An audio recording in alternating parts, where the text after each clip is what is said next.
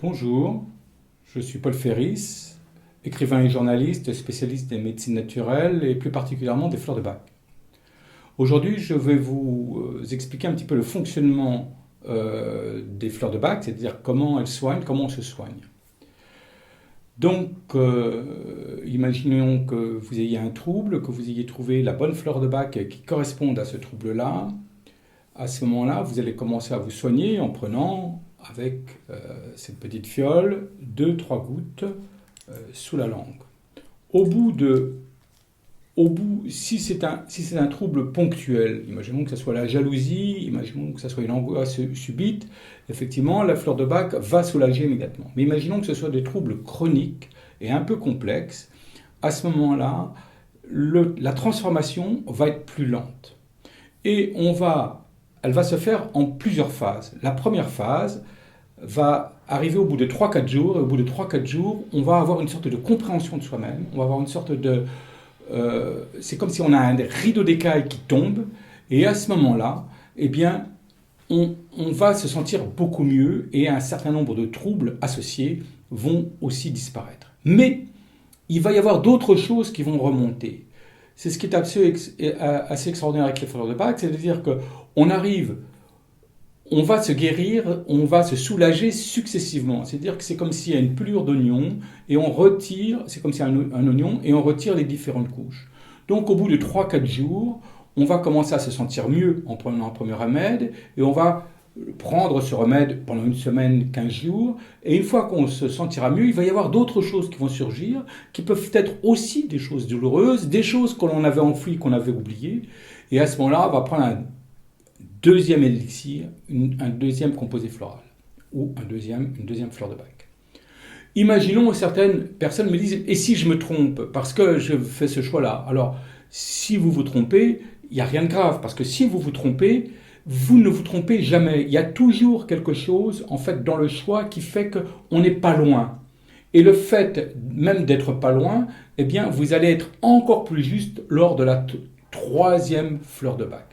Alors, on ne s'affole pas, les fleurs de Bach, ça coûte vraiment pas cher. Un petit flacon comme ça, quelle que soit la marque, c'est entre 10 et 15 euros. Et là, il y a de quoi soigner toute une famille pendant des mois, puisque on n'en prend que quelques gouttes et on peut même le diluer, c'est-à-dire faire une seconde dilution du flacon dans un autre flacon.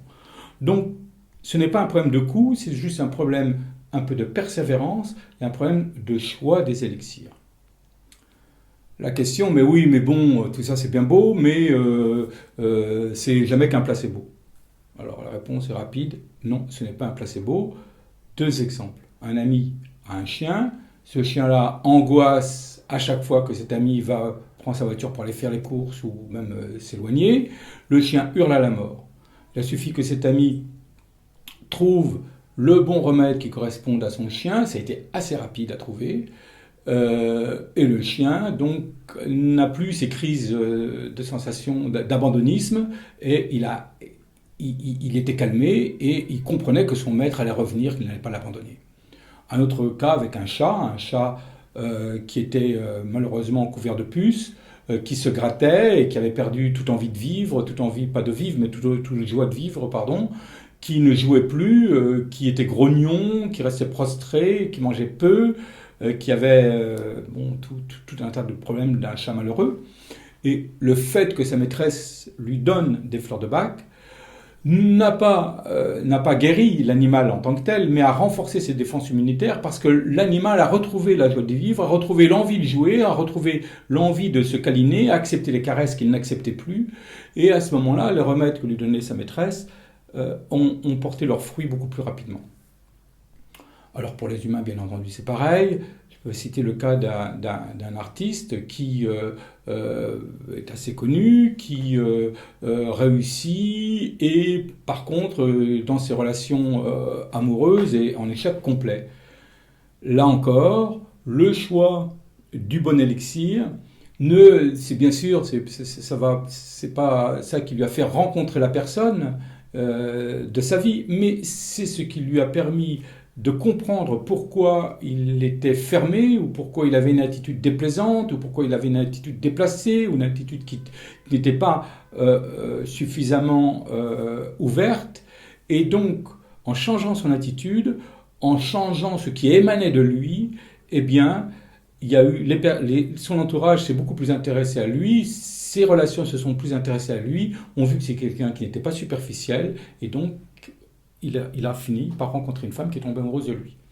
Donc, voici quelques exemples qui montrent que les fleurs de bac ont une efficacité à la fois immédiate et à la fois sur la durée. La prochaine fois, eh bien, nous parlerons de différentes fleurs de bac et de fleurs de bac, nous préciserons par exemple les caractéristiques de 3 ou 4 ou 5 fleurs de bac. À bientôt!